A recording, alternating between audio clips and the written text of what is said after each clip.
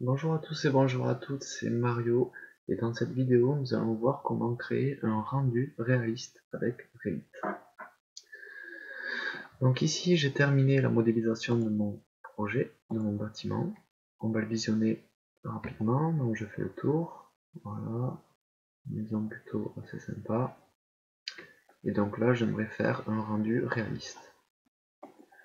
Donc pour ça il va falloir créer une perspective. Je vais venir activer la vue en plan 0 RDC. Et dans cette vue, on va placer une caméra. Donc la caméra se trouve dans l'onglet Vue. Au niveau de la petite maison ici, on déploie Vue 3D et on a ici la caméra. On peut retrouver cette caméra dans la barre d'accès rapide, toujours au niveau de la petite maison. On déploie la petite flèche et on a ici la caméra. Lorsqu'on clique sur la caméra, on a une barre d'options qui apparaît. Faites bien attention que perspective soit cochée. Ici, on a un décalage qui est à peu près à hauteur d'homme, 1,75 m. Je vais mettre 1,82 m, c'est ma taille, par rapport au rez-de-chaussée. Je pourrais mettre 1,82 m à partir du R+1 par exemple. Je vais le laisser au rez-de-chaussée. Je fais un premier clic pour poser ma caméra. Et là, je dois orienter ma caméra.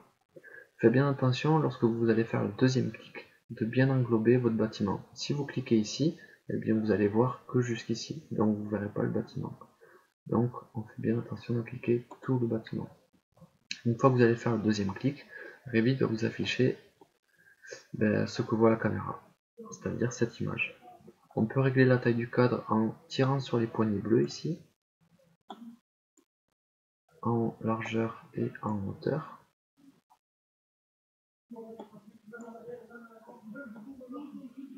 Comme ceci. Ici, mon cadre est sélectionné. Et dans le ruban, je peux ici cliquer sur taille du cadre. En largeur, j'ai 208 mm et en hauteur 168 mm. Je vais mettre des valeurs plus précises. Ici, je vais mettre 200 mm et 170 mm en hauteur. Appliquer. OK. On clique sur modifier pour quitter la fonction. Et donc là, voilà notre image. Si je réactive ma vue en plan 0 RDC, je ne vois plus ma caméra ici. Pour l'afficher, je vais venir cliquer sur vue 3D2. C'est la vue qu'a créée ma caméra. Je fais clic droit et je lui dis afficher la caméra. Donc c'est bien la caméra que j'ai posée tout à l'heure.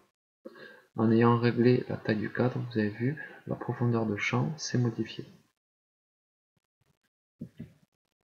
Lorsque je fais échappe, elle disparaît. Je vais réactiver mon image.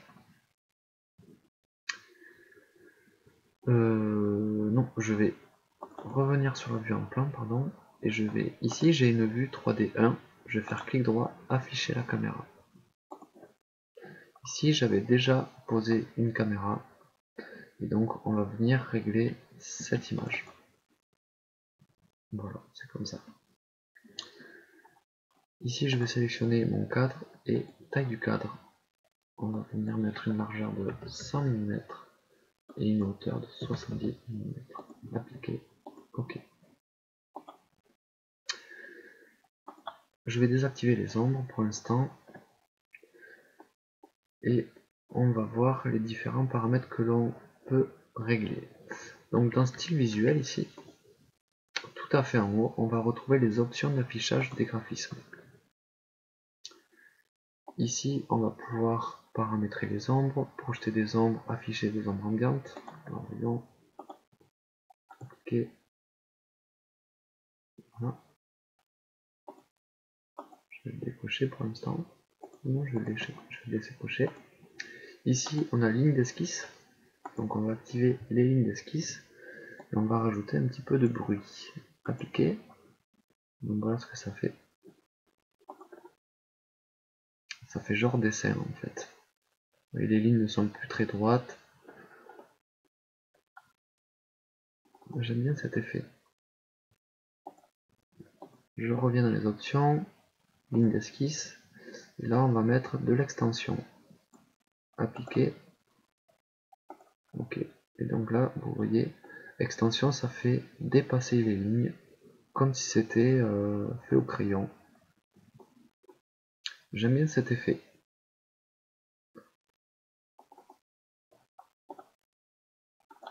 Je reviens dans les options, on va désactiver les lignes d'esquisse. Moi ce qui m'intéresse c'est l'arrière-plan. Ici on est réglé sur aucun, on va venir sélectionner une image. Personnaliser l'image et image. Dans ce dossier, j'ai plusieurs images. Un champ de blé, champ de coquelicot, champ de lavande, champ de terre labouré, ciel, paysage de montagne.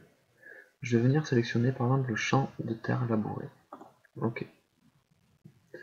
Ici, il va falloir faire attention à l'échelle que l'on choisit. Taille d'origine, vous voyez, c'est bien trop zoomé. Donc là, c'est pas possible. Étirer, ça va déformer mon image à la taille du cadre. Largeur, hauteur. En mode hauteur, vous voyez, j'ai des petites bandes blanches sur le côté qui seront aussi visibles, bien sûr, sur mon image. Je peux régler ces bandes blanches en largeur 5 mm.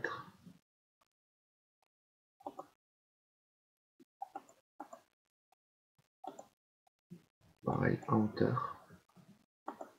On peut jouer pour régler, essayer d'ajuster le plus correctement l'image. Ici je vais laisser en largeur, ça me paraît le plus propre. Je valide et appliquer. Et ok.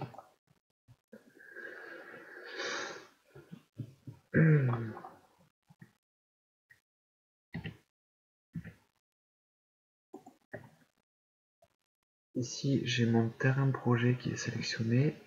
Alors je crois que j'ai mon terrain naturel aussi. Terrain projet.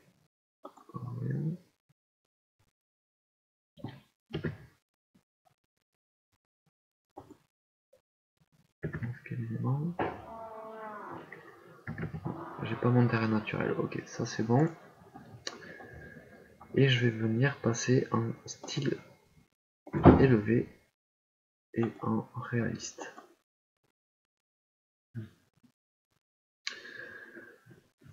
Donc ici j'ai les ombres qui sont activées et j'ai des ombres sur mon image. Là, vraisemblablement, ça n'a pas l'air de correspondre. Donc ça serait un petit peu bête que les ombres de Revit ne correspondent pas avec celles sur l'image. Donc les ombres dépendent de la trajectoire du soleil. Et donc pour régler la trajectoire du soleil, on clique ici sur le petit soleil et on vient sur paramètres de soleil.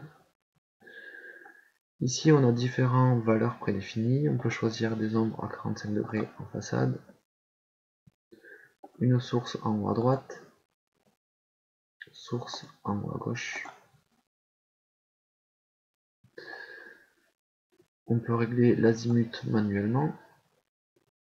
Alors si je règle un azimut à 0 degré par exemple, que je fais appliquer, et bien vous voyez mon bâtiment, en fait l'ombre est projetée sur mon bâtiment, c'est comme si j'avais le soleil en face de moi derrière le bâtiment.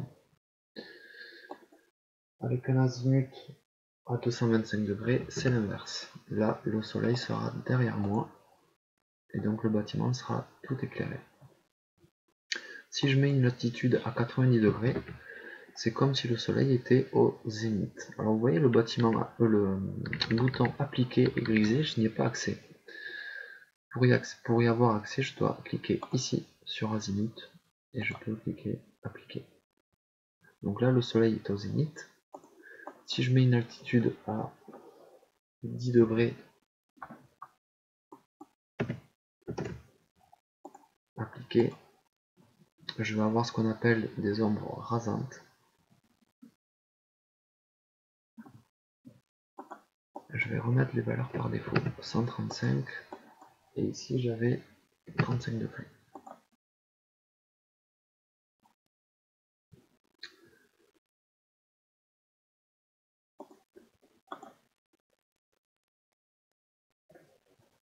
Je valide.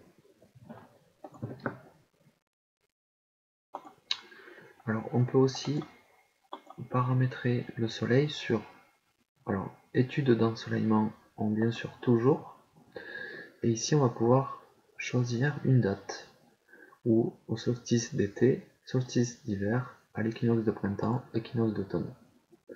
Par exemple, équinoxe d'automne, je valide, voilà ce que ça fait. On va aussi pouvoir choisir un emplacement.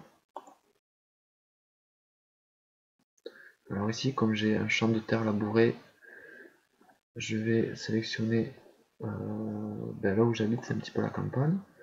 Donc on va mettre Auch 32 000, rechercher, Auch Gers. Voilà, je zoome un peu sur la carte. Et ici je suis donc à Auch et on sélectionne notre maison. Et si mon terrain, mon emplacement était ici, je pourrais choisir réellement l'emplacement de ma maison. Ici, une station météo. Donc, je vais laisser sur la valeur par défaut. Je valide. Ici, j'ai les points GPS.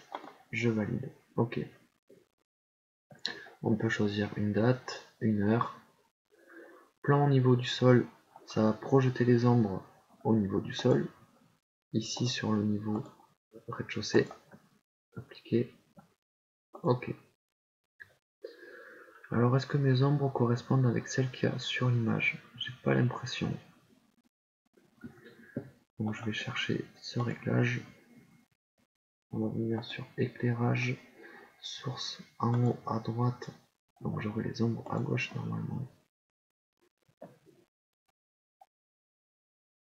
Ok.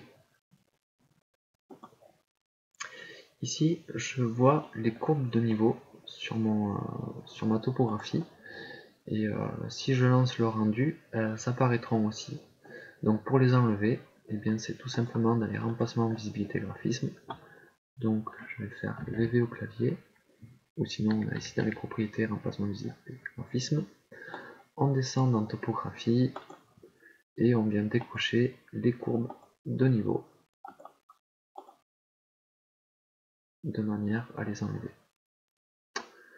Je m'aperçois aussi qu'on voit les séparations de pièces, les traits bleus en pointillés. Alors je vais essayer, voilà, là j'en ai sélectionné une et je vais venir masquer la catégorie. Une fois qu'on a terminé les réglages, comme ceci, on va pouvoir lancer un rendu en cliquant ici sur afficher la boîte de dialogue de rendu.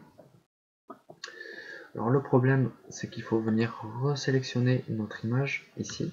Donc on clique sur arrière-plan, image, image et champ de terre labouré. Il faut appliquer les mêmes réglages qu'on avait tout à l'heure. Donc moi j'étais en mode largeur, je valide. Condition extérieur soleil uniquement. Je vais faire une qualité brouillon, imprimante à 200 pp. Et je lance le rendu.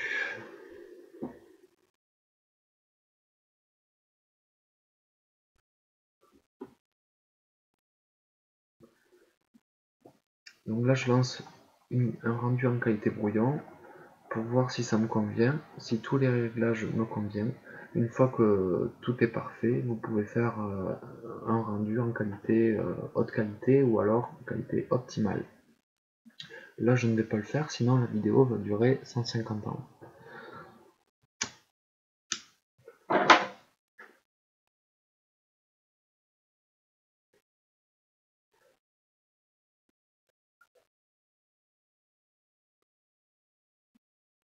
Et voilà, le rendu est terminé. Donc c'est une qualité brouillon. Hein.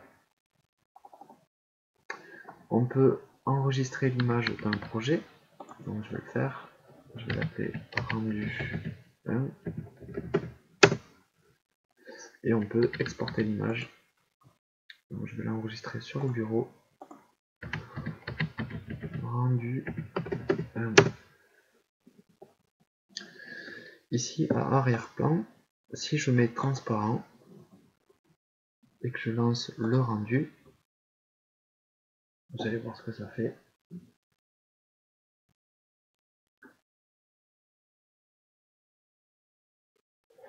Voilà, ça nous fait ce fond en damier pour ensuite passer l'image dans un logiciel de type Photoshop et incruster un fond de plan. C'est juste pour vous montrer, voilà.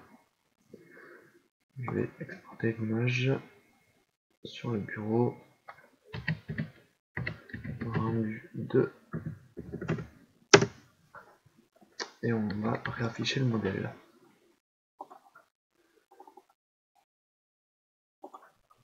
J'enregistre. Et on va aller voir sur le bureau les images. Donc rendu 1 est ici. Clic droit, propriété. Mon image fait 68,3 kilooctets. Donc c'est vraiment très peu.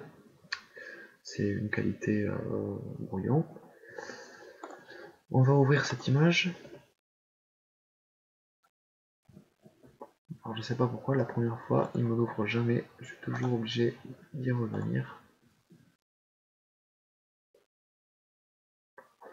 Donc voilà, si je zoome au contrôle molette, on voit bien que c'est pixelisé. Hein.